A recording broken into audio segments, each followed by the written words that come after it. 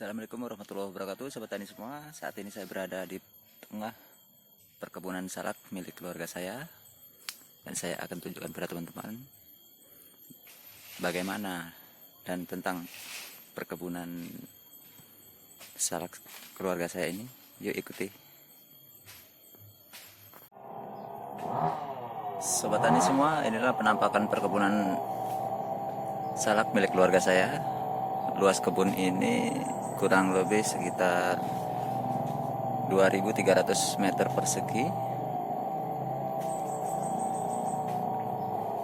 dengan populasi tanaman sekitar kurang lebih 3.000 batang. Ya sobat, ini jenis salak milik keluarga saya ini adalah jenis salak condet sobat tani, atau salak Bali. Nah, seperti inilah bentuknya sobat tani. Ini masih belum matang sobat tani.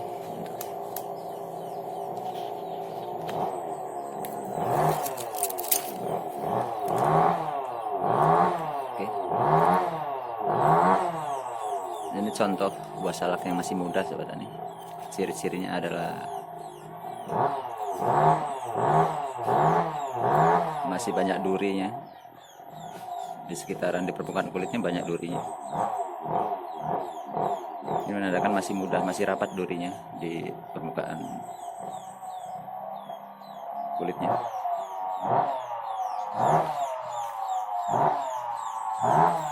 Oke, salak condet atau di tempat saya menyebutnya salak lokal gitu aja sobat tani, memiliki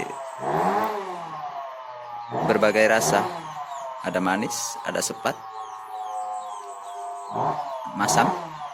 Beda dengan salak jenis pondok sobat tani. Kalau salak pondok memiliki rasa cuma satu rasa aja, manis sobat tani.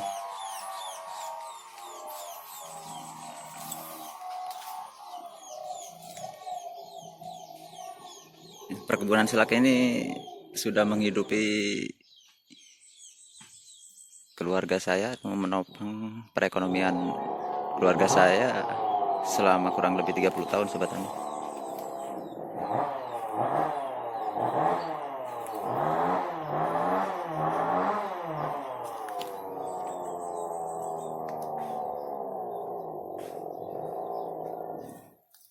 Untuk memulai perkebunan salak ini membutuhkan apa ya sobat tani? Perhitungan yang matang, tekad yang kuat, pokoknya penuh pertimbangan yang matang sobat tani. Mengapa saya katakan demikian? Karena kita kalau mempunyai lahan kosong dan kita menanam salak tidak secara perhitungan yang matang, sobat tani bisa bayangkan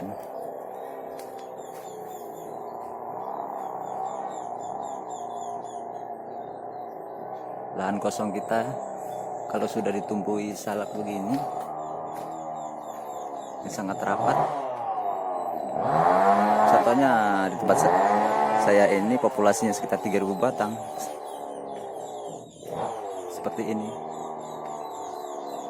Yang dikhawatirkan ketika sobat tani sudah mulai jenuh dengan menanam komoditas salak ini, untuk merombaknya butuh biaya besar sobat tani.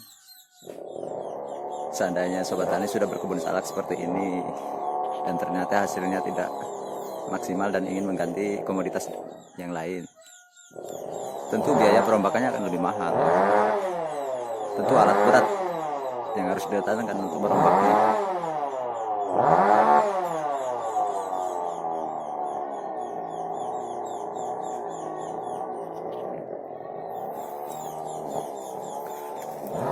Untuk di daerah saya, khususnya Padang Cermin, Kabupaten Pesawaran,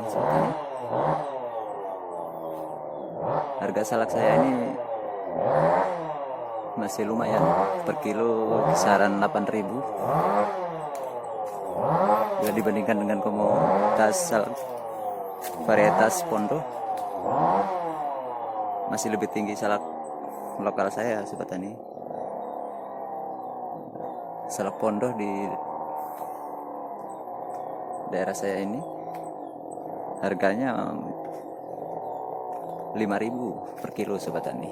Jadi masih tinggi salak pondoh saya yang harga 8.000. Dan untuk perawatannya sendiri salak ini harus intens sobat tani. Penunasan dilakukan secara berkala dan rutin. Seperti tunas-tunas seperti ini yang tumbuh di pokok-pokok indukan begini harus dipotong sobat tani. Yang kita pelihara untuk regenerasi yang tumbuh di pangkal pokok pohon indukan sobat tani. Ini yang dipelihara. Nah, yang menempel pada pokok atas pohon indukan seperti ini harus dibersihkan agar tidak mengganggu pohon utamanya sobat tani.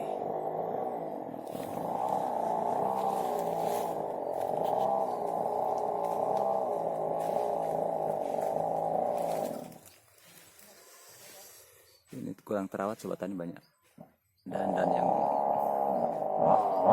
kering belum sempat dibersihkan.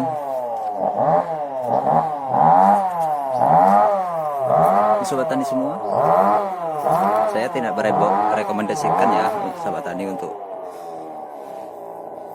berkebun salak seperti ini sobat tani. Yang saya jelaskan di awal tadi, butuh pertimbangan yang sangat matang. Pertimbangan sangat matang.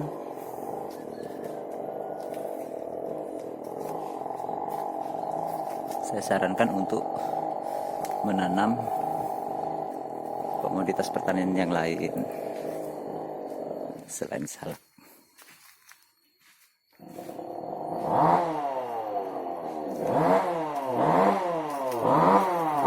Nah, sobat tani semua, untuk menggeluti perkebunan salak ini, sobat tani semua harus menanam dalam 10 pohon salak betina harus diselingi dengan 1 pohon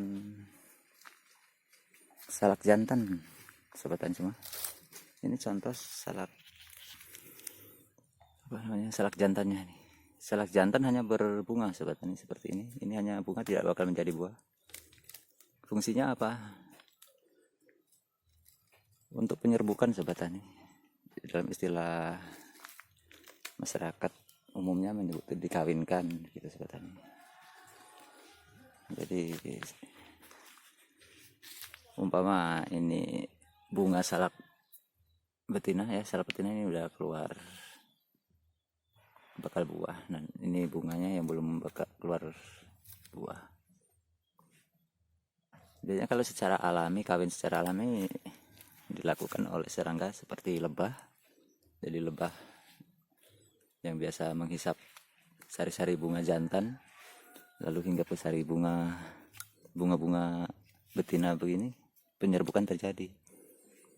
Itu secara alami, atau bantuan angin. Apabila serbuk sari ini tertiup angin dan nempel di sini, ini akan menjadi buah. Dan ini sebenarnya penyerbukannya kurang maksimal sobat tani. Banyak yang kosong, hanya beberapa buah saja yang jadi. Ini tandanya kurang penyerbukan. Untuk menghasilkan buah yang maksimal, penyerbukan dilakukan dengan bantuan manusia sobat tani. Dengan cara kita pangkas bunga jantannya seperti ini. Ini bunga jantannya mati sebenarnya. Ini buat contoh saja sobat tani. Nah, kita pangkas ini, kita ambil lalu kita taruh di atas bunga betina begitu sobat tani, kalau cara pengawinan dengan bantuan manusia.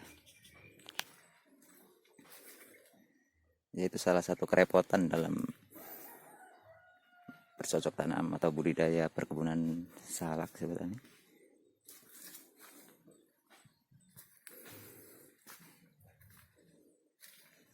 Jadi sobat tani yang ingin berkebun salak, saya tidak merekomendasikan, cuman seperti itu kerepotan-kerepotan yang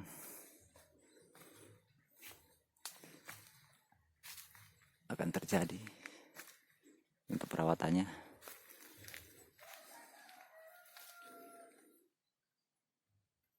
Nah, ini tunas-tunas baru sobat tani, ini muncul di pangkal pokok pohon indukan. Dan seperti ini bisa dipelihara sobat tani untuk regenerasi. Untuk regenerasi sendiri, bila ukurannya sudah sebesar ini, bolehlah kita potong sini, kita tebang sobat tani, kita potong. Nah, ini akan menjadi generasi berikutnya.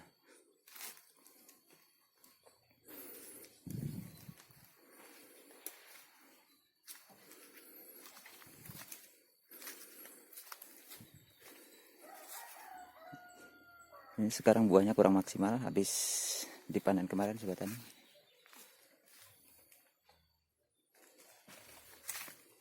Ini masih kecil-kecil.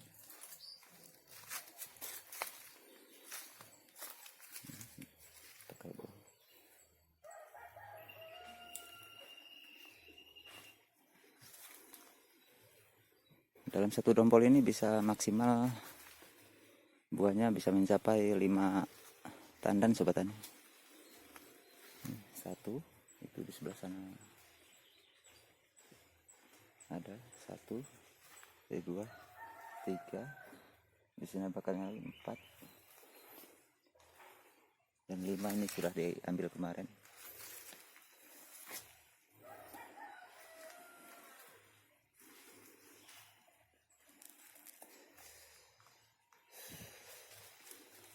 Untuk pemanennya sendiri, saya memanennya seminggu 2 kali sobat tani, karena di daerah saya pasar, biasa menjualnya di pasar itu, pasarnya setiap Senin, hari Senin dan hari Kamis, jadi 2 kali dalam seminggu. Dan setiap pemanen kita hanya mengambil kurang dari 1 kintal saja sobat tani. Ya maksimal 1 kintal setiap sekali petik kita jual di pasar. Itu hanya untuk melayani pelanggan-pelanggan yang sudah ada di pasar sobat tani. Jadi setiap minggu ya kalau dikalikan 2 ya kurang lebih 2 kintal penjualannya setiap minggunya. Itu bila musim bagus ya, perkembangan buahnya bagus, seminggu bisa 2 kali sobat tani.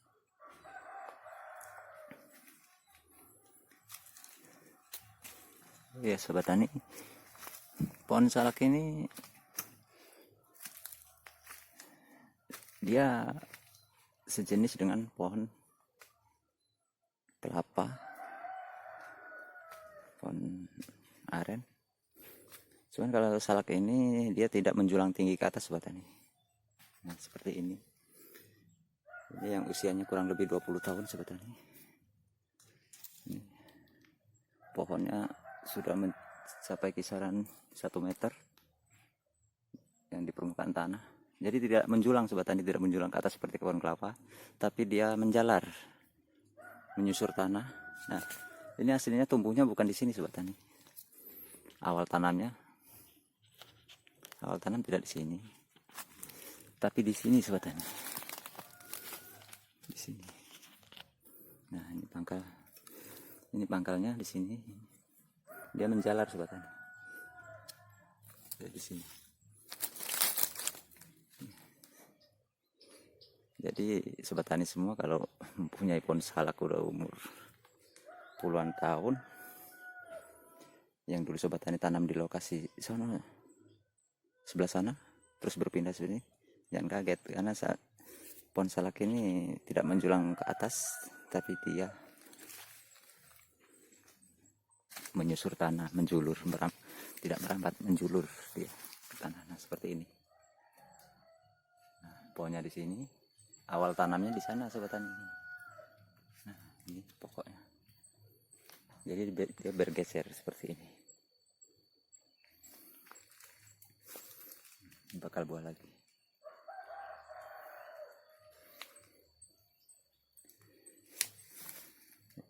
Ini seharusnya sudah dipotong sobat tani untuk regenerasi, tapi ternyata masih produksinya masih bagus. Ini satu tandan ada 3 dompot, jadi masih bagus. Ini bakal buah lagi. Sebenarnya generasi berikutnya adalah ini sobat tani. Ini kan tumbuh di pangkalnya ini.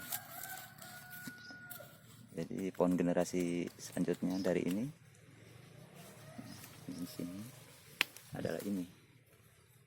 Seharusnya ini yang sudah melanjutkan dan ini dibunuh. Cuman ini belum dibunuh karena masih produksinya masih lumayan bagus.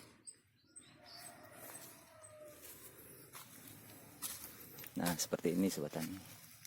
Ini juga produksi masih bagus. Ini pohon utama ini dari awal tanam dulu sekitar kurang lebih 30 tahun sobat tani. Pohonnya sudah sepanjang ini. Panjang sekali.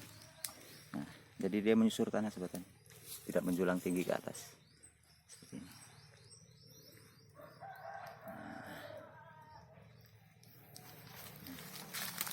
Ini dan ini pohon generasi berikutnya seharusnya. Ini generasi berikutnya dan yang ini seharusnya sudah dipangkas. Tapi belum dipangkas karena produksinya masih aktif guys. Ada 1, 2, 3.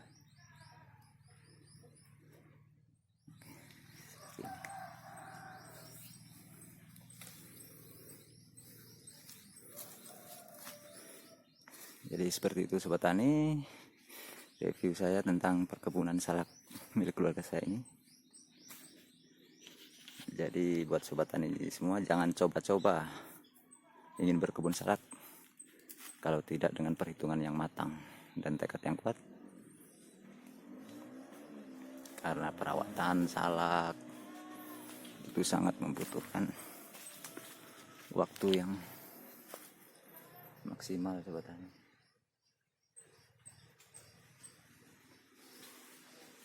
Kalau tidak dirawat dengan benar maka pohon salaknya akan bertumpuk jadi hutan salak dan tidak bakal berproduksi dengan maksimal.